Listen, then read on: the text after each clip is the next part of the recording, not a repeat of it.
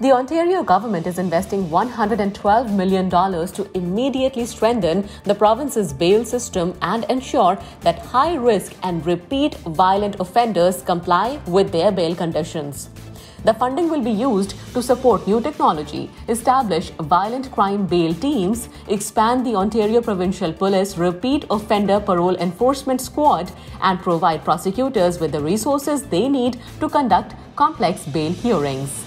Making the announcement, Premier Doug Ford said, "We cannot have a justice system where violent criminals are arrested one day and back out on streets the next. We are doing our part to fix a broken bail system and look forward to working with our federal partners to finish the job." Let's listen in to what he said. We're seeing too many innocent people lose their lives at the hands of dangerous criminals and repeat offenders who should have been behind bars. In fact, over the past 2 years, 17% of people accused of gun murders right here in Toronto were out on bail for other firearm charges. That's unacceptable. It has to stop, and we'll make sure it stops. We can't have a justice system that fails to protect innocent people, a justice system where bad guys are allowed to run free, a justice system that has an open-door policy where violent criminals are arrested one day and let back out on the streets the next day.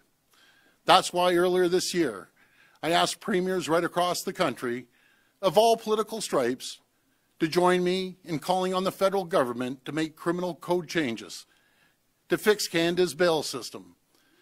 This isn't a political issue, it's a public safety issue. And I'm so pleased that the federal government is taking this issue seriously and has agreed to work with us. Here in Ontario, we're doing our part to keep high-risk, violent reoffenders in jail where they belong. Today, we're pleased to announce $112 million in new funding for programs aimed at improving bail compliance. This funding includes investments to create a dedicated team of police officers to catch high-risk provincial offenders who aren't following their bail conditions or unlawfully at large.